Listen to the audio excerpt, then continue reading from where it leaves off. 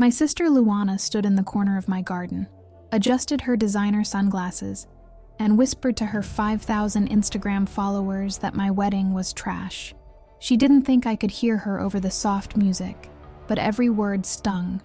"Look at this DIY nightmare," she mocked, pointing her phone at my thrift store dress. "I guess some girls are just born for the bargain bin." She laughed, that sharp artificial sound she's used to belittle me since we were kids. My mother just nodded beside her, clearly ashamed of my budget choices. But Luana was making a fatal mistake. She was so blinded by my simple decorations that she hadn't looked at the man standing by the altar. She didn't realize my nobody groom was Peter, the man she had discarded 5 years ago for being too poor. In 60 seconds, she's going to realize her trash is actually the billionaire she's been hunting for. But as I saw her sneak toward the groom's suite with that predator smile, I realized her humiliation was only just beginning. The word trash didn't just hurt because it was cruel, it hurt because it was familiar. For 30 years, that had been the unspoken theme of my life in our household. I was the reliable one, the one who stayed behind to help with the bills while Luana was out chasing a lifestyle we couldn't afford. My mother, Helena, used to say that Luana was born for the finer things, while I was just practical. Practical was code for invisible. Growing up in our house felt like being a supporting character in a movie where Luana was always the star. She got the new clothes, the expensive hair appointments, and the private dance lessons that my mother could barely pay for. I got the hand-me-downs, the chores, and the constant reminder that I should be grateful for whatever crumbs were left over. Luana was the golden child, polished to a high shine by my mother's pride, while I was the dull stone she used as a stepping stool. By the time Luana turned 36, the shine was starting to wear off, though she'd never admit it. She had spent a decade dating men for their bank accounts, discarding them the moment she found someone with a bigger house or a faster car. She was still living at home with Helena, surrounded by designer bags she couldn't pay for, while her peers were settling down and building real lives. The bitterness had settled into the corners of her mouth like a permanent scowl, and she directed every ounce of that resentment toward me. When I announced I was getting married, you would have thought I had confessed to a crime. Luana didn't congratulate me. She laughed. "To who? That guy you've been hiding for a year? I bet he's some middle management nobody who wears socks with sandals." She'd sneer over Sunday dinner. My mother would just sigh and look at me with pity. "Alice, dear, don't expect a big gift from us. Luana needs a new car, and things are tight." I didn't mind. I didn't want their money. I had something they couldn't even imagine. A man who saw me, really saw me. But the real insults started when the wedding planning began. I chose a quiet, historic garden about 20 minutes from town.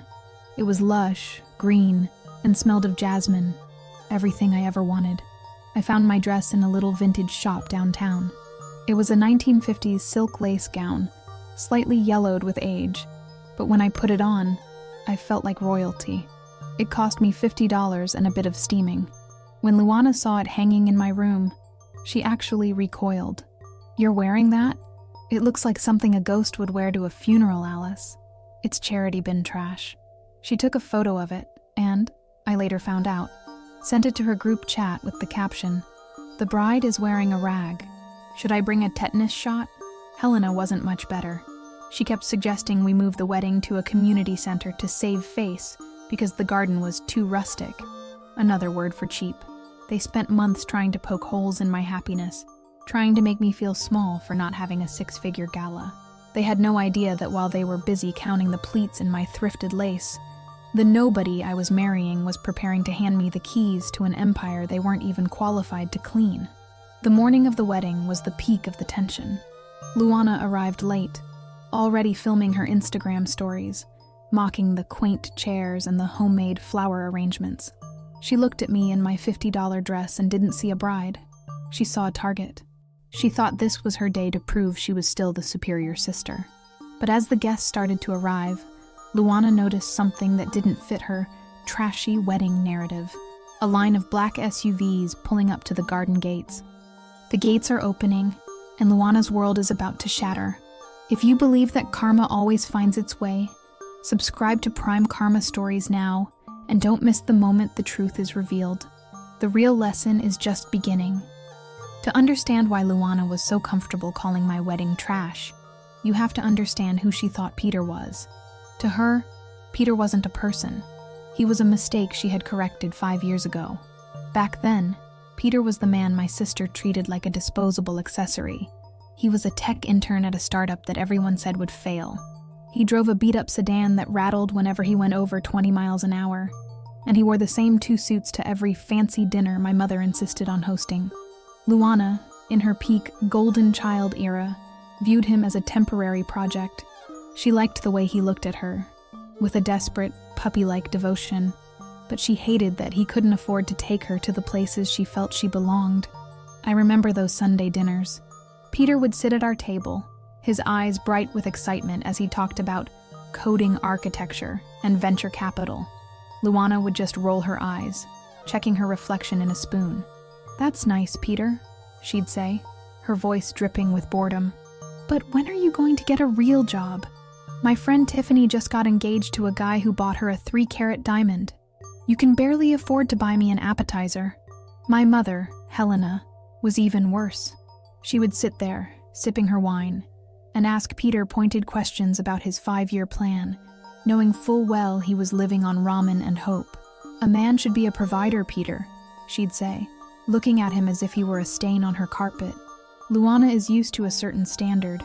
I hope you aren't planning on keeping her in that apartment forever." I used to sit across from him, my heart aching.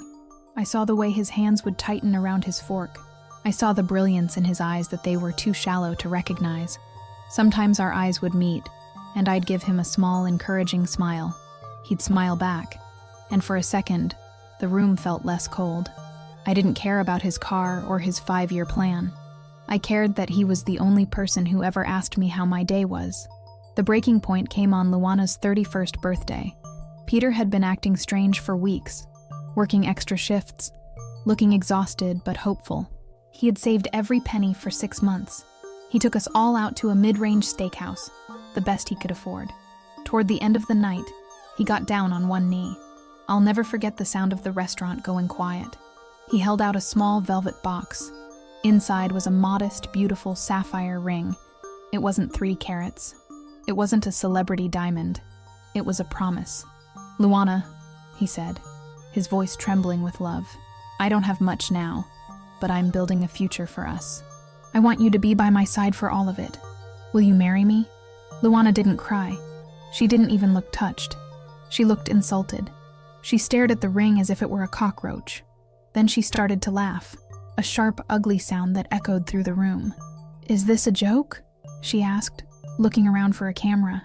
"You want me to commit my life to this? Peter, I told you I wanted a Cartier. This looks like something you got out of a vending machine." She didn't just say no. She took the box, stood up, and tossed the ring into his glass of water.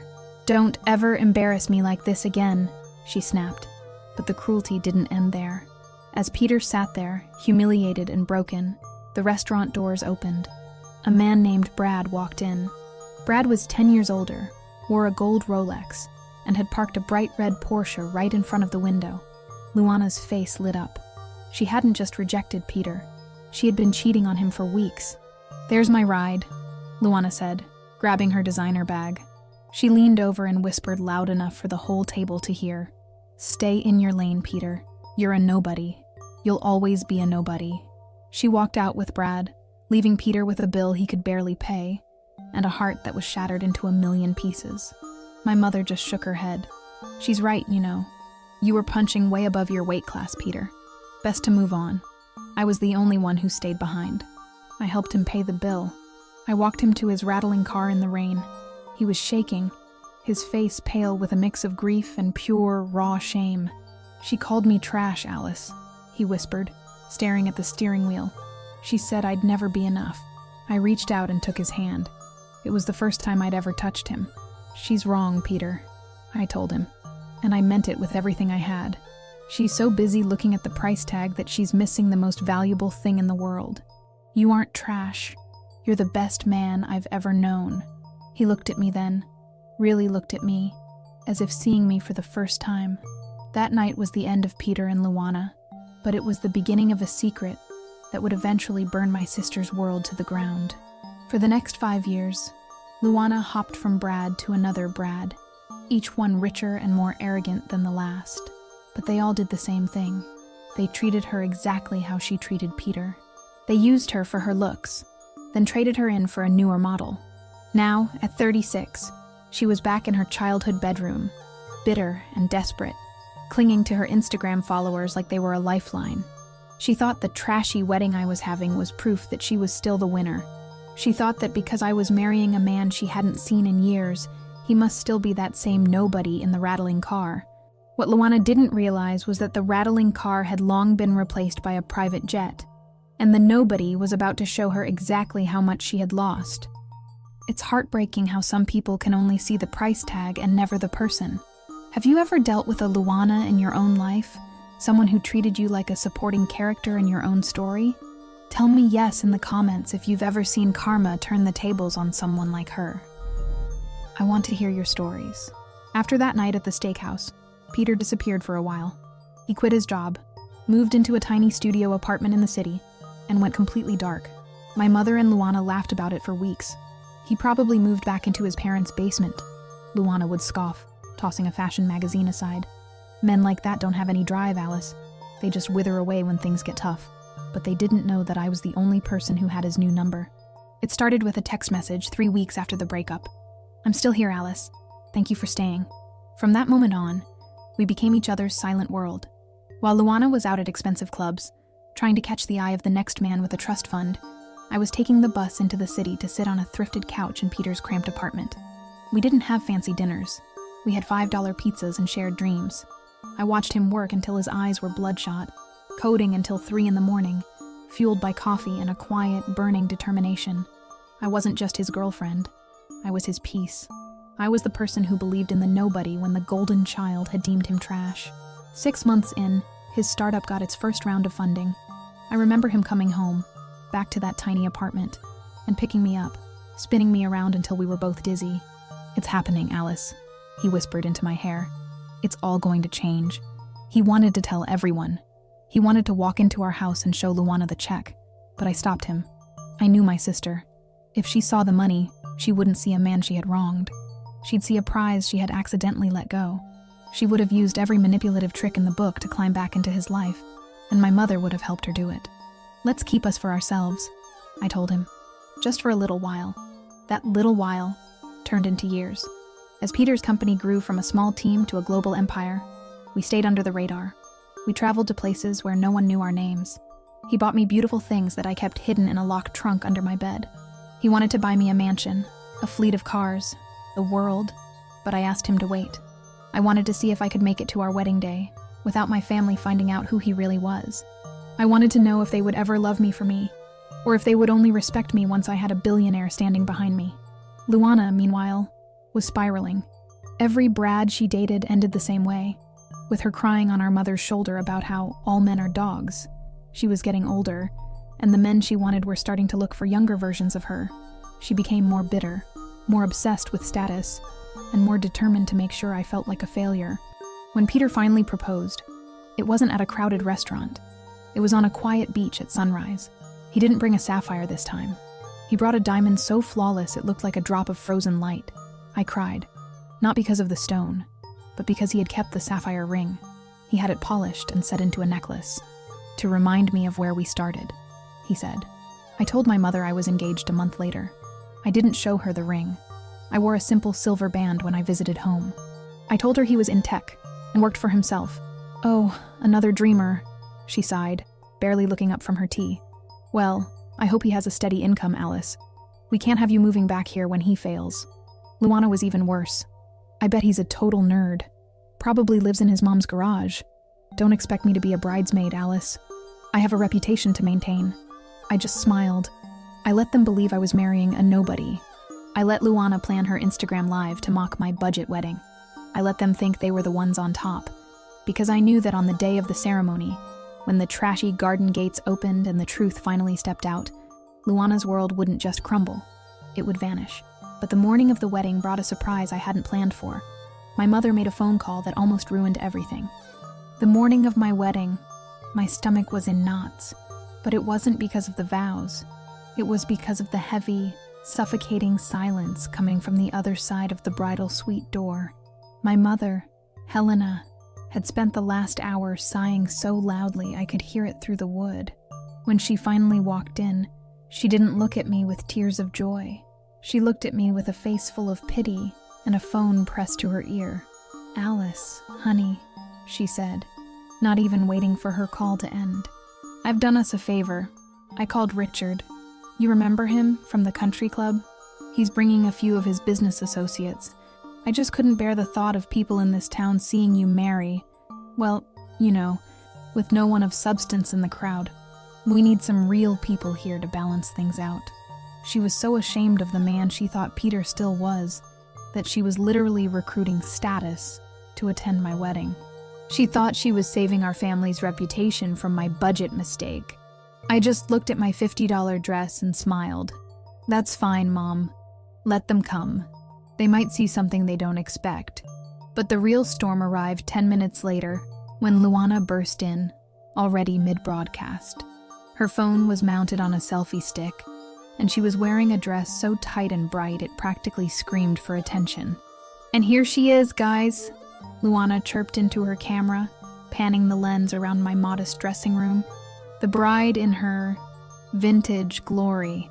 Isn't it just so brave to wear something so, pre-loved on your big day?" She turned the camera toward me, and I saw the red live icon blinking.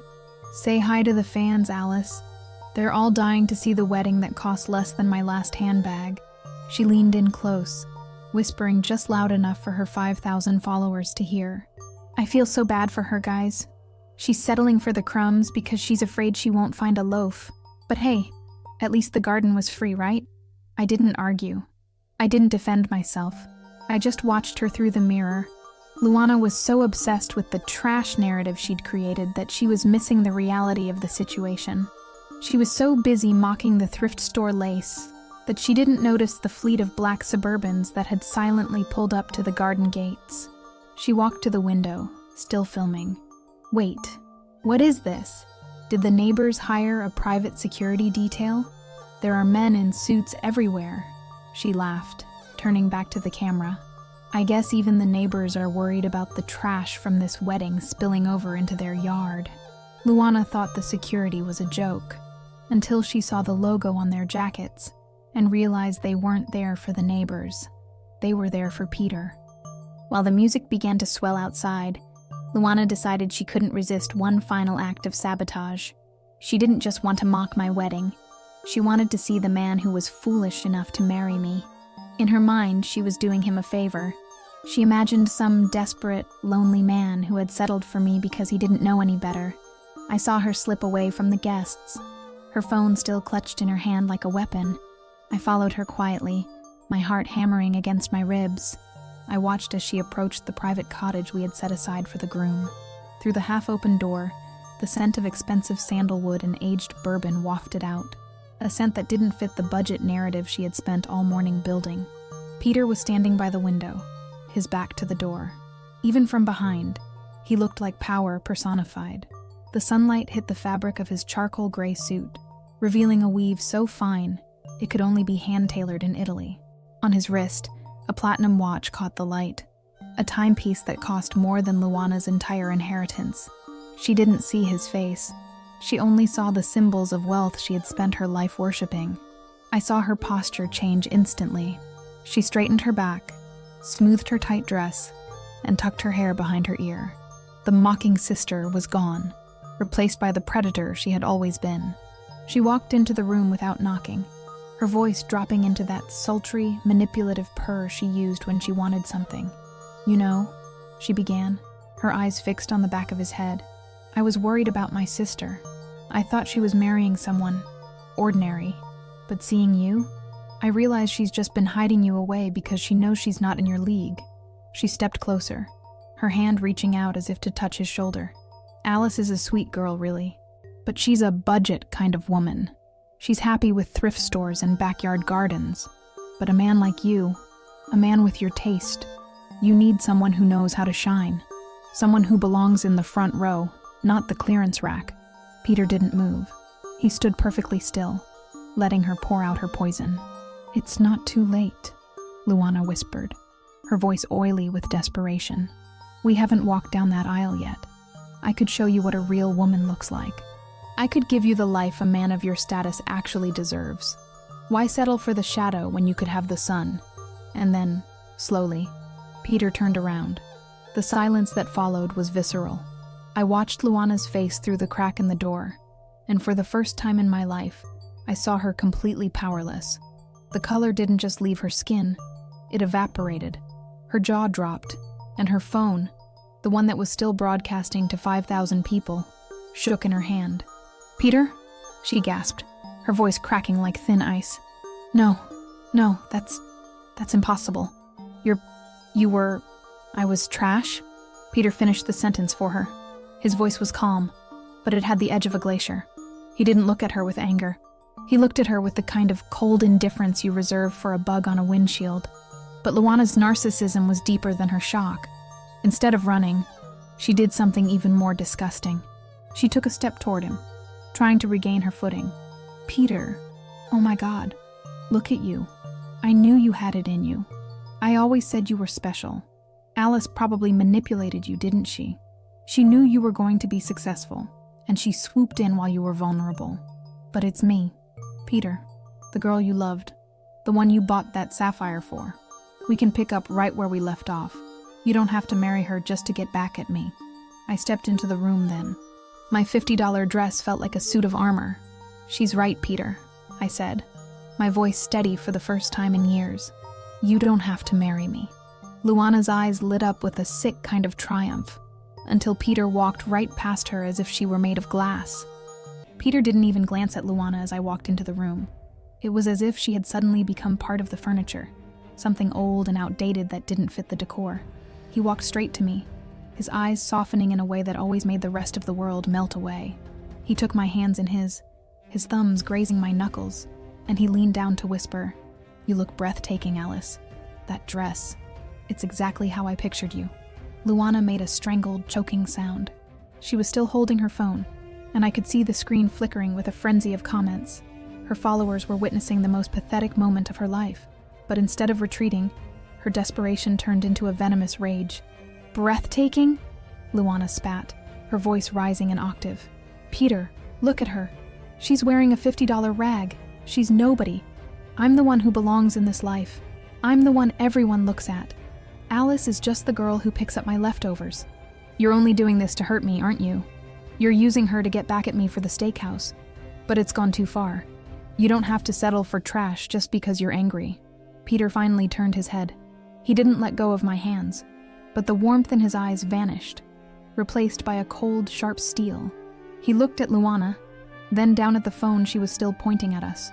"Is this still live, Luana?" he asked, his voice eerily quiet. "Good, because I want every single person watching to hear this, especially you." He took a step toward her, forcing her to back up against the wall. 5 years ago, you called me trash.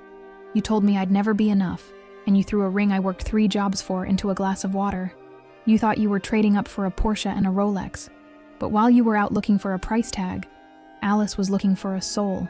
She didn't swoop in when I was vulnerable, Luana. She saved me when I was broken. She loved the man who lived in a studio apartment and ate ramen, while you only love the man who can buy you the life you're too lazy to build for yourself. He glanced at me, a proud smile touching his lips. "You call this wedding trash? Every flower in this garden was planted with love. This dress you're mocking? It has more history and grace than anything you've ever bought on a credit card you can't afford. I could have bought any venue in the world, Alice. I could have hired 100 designers, but I wanted this, because this is real. And you," he looked back at Luana, his lip curling in disgust. "You are the only thing in this garden that is truly cheap." Luana's face went from pale to a sickly shade of gray. She looked like she wanted to melt into the floorboards. She looked at me, hoping for a shred of the little sister pity I usually gave her. For a split second, I thought about calling security. I thought about having them drag her out of the garden in front of everyone so I wouldn't have to see her face while I said my vows. I wanted her gone. I wanted her erased. But then I looked at her phone. I looked at the way she was shaking, and I realized that throwing her out would be a mercy. It would let her go hide in her room and spin a story about how I was cruel to her. "No," I said, my voice cutting through her panic. "She's not leaving, Peter." Luana blinked, a tiny spark of hope lighting up her eyes. "Alice, please, You're going to sit down, Luana," I interrupted, my voice as cold as hers had been all morning. "You're going to sit in the very first row. You're going to put that phone away, and you're going to watch every single second of this ceremony. You wanted to see who I was marrying? Well, now you have the best seat in the house. You're going to watch the man you threw away promise his entire life and every cent of his fortune to the sister you spent 30 years calling second-rate. You're not leaving until the last toast is made. You're going to witness exactly what you lost." Luana's pride was dead, but as the wedding march began to play, I realized that seeing us at the altar wasn't just her punishment. It was the beginning of a haunting that would last the rest of her life. The music for the processional began to play, a soft, elegant violin that seemed to mock the chaos Luana had just tried to create. I didn't wait for her to respond. I simply turned my back on her, adjusted my vintage veil, and walked toward the garden entrance. Peter followed a moment later, taking his place at the altar. As I began my walk down the aisle, I saw Luana emerge from the suite, her face a mask of poorly applied concealer and pure, unadulterated shock. She did exactly what I told her to do. She sat in the front row, right next to our mother, Helena. The look on my mother's face was something I will never forget. When she saw Peter standing there, not as a tech dreamer, but as the man whose name was currently on the front page of the Wall Street Journal, she nearly dropped her glass. She looked at Peter, then at Luana, then at me. For the first time in 30 years, the invisible daughter was the center of the universe, and the golden child was just a shadow in a tight dress. The ceremony was beautiful, not because of the flowers or the historic garden, but because of the way Peter looked at me. Every word of his vows was a testament to the years we spent building our world in secret. When he promised to protect me and honor the woman who saw him when no one else did, the entire guest list was in tears, except for Luana. She sat there, frozen. She had to watch the trash wedding turn into the event of the decade.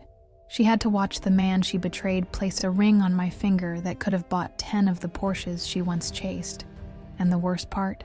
She had to do it in front of the VIPs my mother had invited to save face. Those associates were now whispering, not about my cheap dress, but about how Peter was the most influential man they had ever met. The reception was even more brutal for her. Every toast, every laugh, every dance was a reminder of the life she had forfeited for a Rolex and a lie. My mother tried to act like she had supported us all along, but Peter's cold, polite distance told her everything she needed to know. We weren't angry. We were finished with them. 10 years have passed since that day in the garden. Peter and I live in a house filled with the sounds of our 3 children, and the kind of peace you can't buy with $1 billion. We still have that $50 dress tucked away in a cedar chest, a reminder that the best things in life aren't trash. They're just waiting for someone with enough heart to recognize them. And Luana? She's still in that same town. She still lives in our mother's house, which Peter and I ended up buying through a trust to keep them from losing it when Luana's investments failed. She doesn't know we're the landlords. Sometimes I see her posts on social media. She's still chasing the golden child dream, but the filters can't hide the bitterness in her eyes. She's still single, still looking for a high-value man, and still wondering why the world passed her by. Every time a car rattles past her window, I think she remembers the man she called nobody. She has her designer bags, but they sit in a silent hallway. She has her pride, but she has no one to share it with. She spends her nights scrolling through photos of a wedding she called trash, realizing that the only thing that was truly disposable was the way she treated the people who loved her. Alice and Peter are a memory she can't erase, a reminder that karma doesn't always come with a loud bang. Sometimes it's just the long, quiet sound of a door closing forever.